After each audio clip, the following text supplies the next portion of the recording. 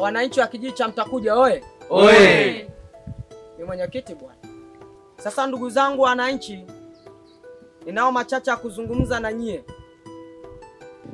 Nikiwa na maana kwamba huenda atatuweka katika usawa wa kijiji hiki cha Mtakuja. Lakini pia vile vile nitoe wito kwa wale wananchi ambao walipata taarifa ya kuja kwenye mkutano huu hawajafanikiwa kufika. Wananchi oye. Oye. Lakini pia vile vile nina agenda 3 za kuwafahamisha nyie. Agenda ya kwanza ni kuhusu viwanja. Nadhani hili swala ni waahidi muda mrefu sana. Nikiwa namaanisha kwamba siku ya Jumatano inatakiwa wananchi mpewe viwanja.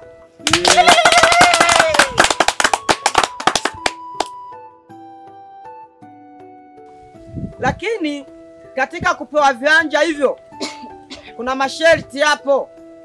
Sio ni kupewa viwanja tu.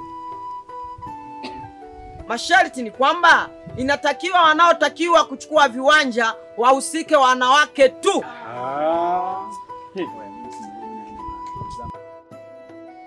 Na kila mwanamke ahakikishe anapitia nyumbani kwangu kwanza ili nimpe maelekezo. Nadhani tumeelewana kuhusu hilo. Hiyo ni agenda ya kwanza. Agenda ya pili ni kuhusu wale ambao walijiunda kikundi kwa ajili ya kuchukua mikopo. Nikiwa na maana kwamba leo hii unakuja unaomba saini kwangu kwamba ni saini kwa ajili ya kuomba mkopo. Wewe upo unatafuta tu hela zako. Na mimi naishije kama mwenyekiti? Inatakiwa unatoa chochote ili na mimi niwe na moyo wa kusaidia kwa haraka. Hiyo ni agenda ya pili. Lakini agenda ya 3 ni kuhusu malalamishi ambayo mnayatoa kuhusu mifugo kula mashamba yenu. Unakuta mwananchi anakuja anakuja kwa mwenyekiti, eti shamba langu limeliwa na mifugo. Naomba mwenyekiti nisaidie bila kuacha chochote. Mimi siwezi nikalifanyia kazi hata kidogo. Kwa maana ni faida yako wewe mwenyewe. Tunakubaliana? Inatakiwa tuonane mapema kabla ya kuchukua maamuzi yote yale. Kijiji cha Mtakuja oye. Oye. Nadhani mazungumzo yangu ndio hayo. Nimeafikisha kwenu. Ningeomba mwafanyie kazi.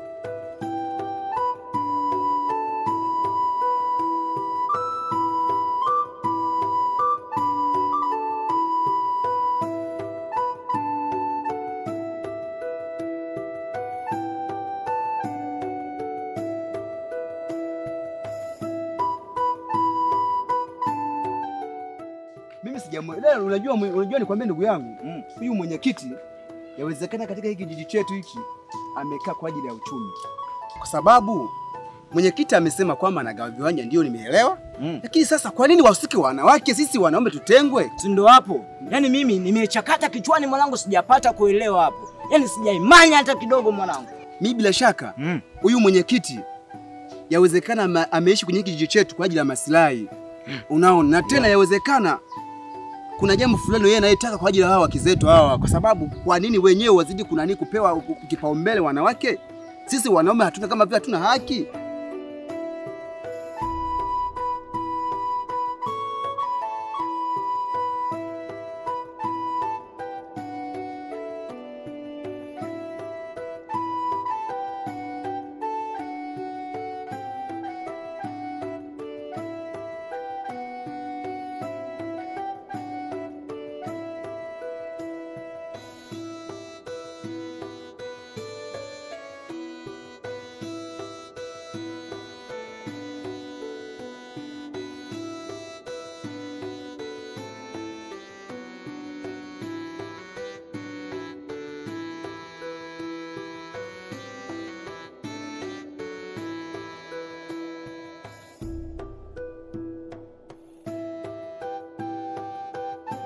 Mume wangu.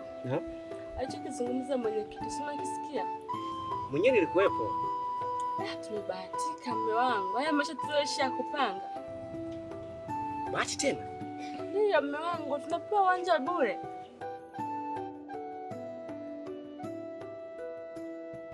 Hivi mke wangu, kama unaona kama hii ni bahati? Ndio ni bahati. Hebu fikiria. Haya maswala sijawahi kuyasikia. Kwamba viwanja wagawa wanawake? Mume wangu, siku zote wanawake wezeshwa, kwa tunawezeshwa. Hebu nisikilize. Cha kwanza, tabia za mwenyekiti unazifahamu. Na isitoshe, anasema kwamba hao ambao wanahitaji viwanja wapitie kwanza wapi? Nyumbani kwake. Hivyo unaona kama hiyo ni sawa? Mume wangu, mbona wengine wameshapewa viwanja? Hebu nisikilize. Si unanipenda? Nakupenda ndio mume wangu. Sasa nisikilize. Haya maswala ya kwenda kuchukua viwanja mimi sitaki. Sawa? Sawa, nimekuelewa.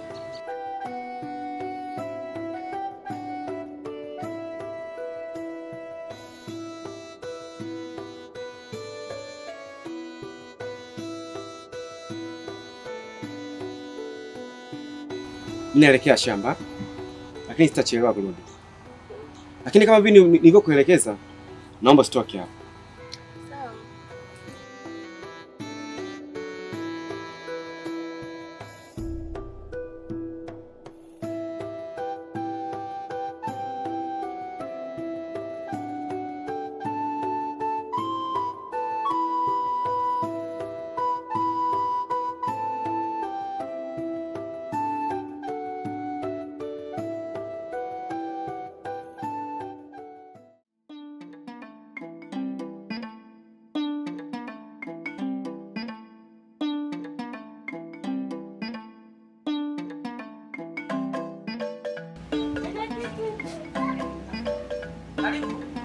Karibu sana bwana.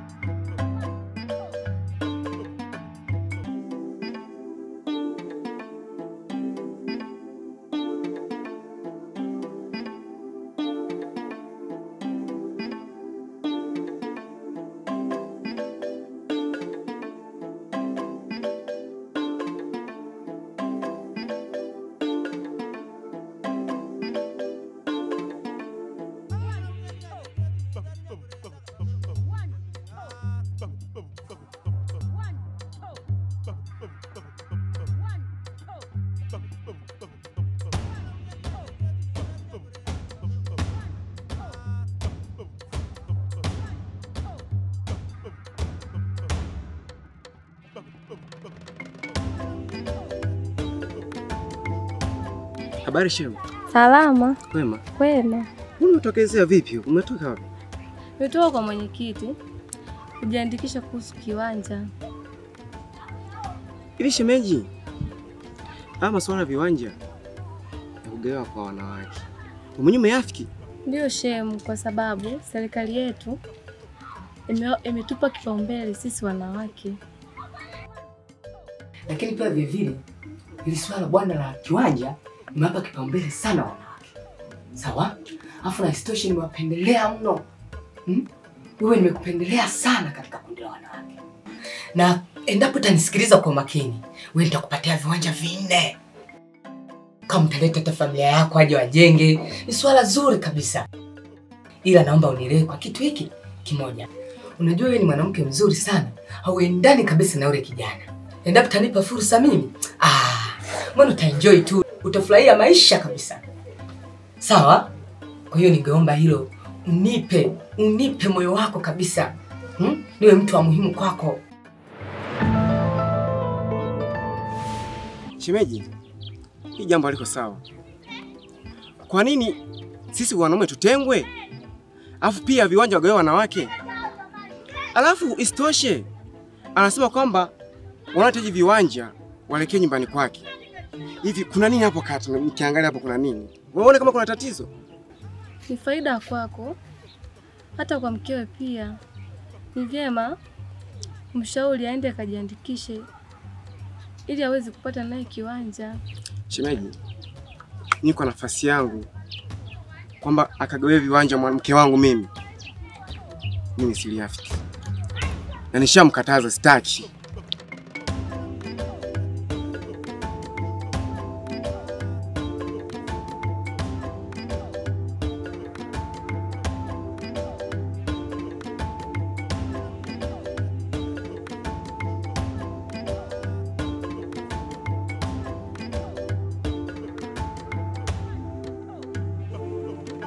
Mimi mwenyekiti sikubali na hilo unalotaka wewe.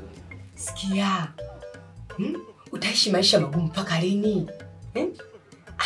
Lakini jua hii ni bahati kabisa. Ngomba unipokee basi. Halafu utajua thamani yangu kwako ni nini. Sasa mwenyekiti sijakataa, ila nipe muda nifikirie nitakuletea jibu sahihi. Sikiliza. Chelewa utakuta mwana si wako. Hebu changamka, hii ni fursa. Wengine wanalia viwanja afu unachezea kabisa viwanja vinne.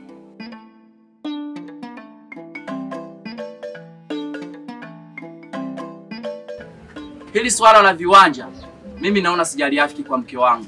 Kwamba mke wangu aende apite kwa mwenyekiti ndo apate kiwanja. Kweli?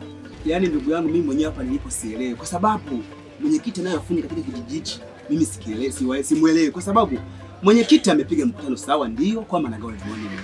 Lakini sasa kwa nini aseme kwamba wanawake ndio wahusika na kuchukua viwanja kwake wakati si wanaume tupo? Mimi sijamuelewa ujue. Labda kama kuna mtu mwingine amemuelewa hapa labda aseme. Babu, mimi mwenyewe nilivyokuwa pale kwenye mkutano babu, mimi sikuelewa chochote pale. Yaani anazungumza nikazani ya kwamba wanaume sisi ndio tunapewa viwanja. Alafu anabadilisha mada eti wanawake ndio wahusika. Babu, imeniuma. Wangu imeniuma sana ujue. Jamani ndugu zangu. Mimi na wazo moja. Wazo gani? Unaonaje twende pale kwa mwenyekiti pale? Twende pale nyumbani pale. Kaongee naye. Nipo tayari, twende. Nadhani atatuelewa.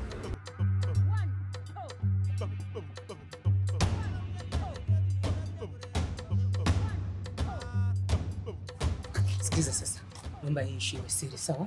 Usimwambie yote sawa? Lakini pia vile vile ngoja nikupe pesa hapo. Utachukulia vitu sawa?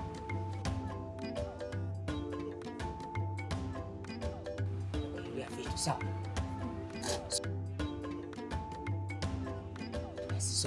Sikia basi mchungu bwana.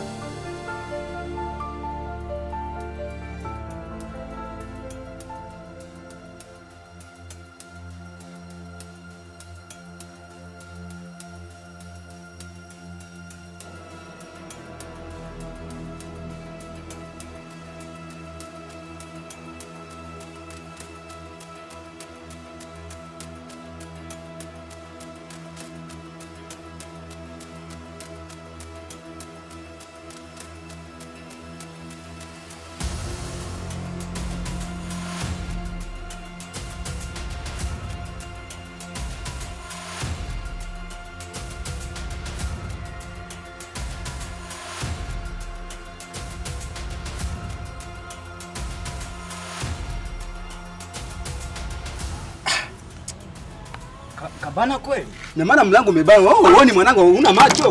Una macho kabisa. Wewe uone kama kufuli imefungwa. Na idea moja, sawa? Hebu tuendeni kule shambani kwa mzee Shabani. Atakuwa ameelekea huko.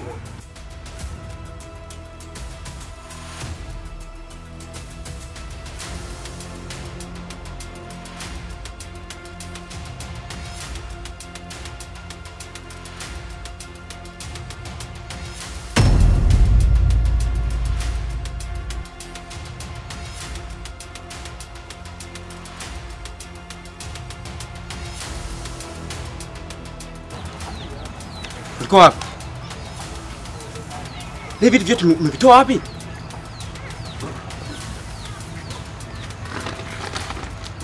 Yeah.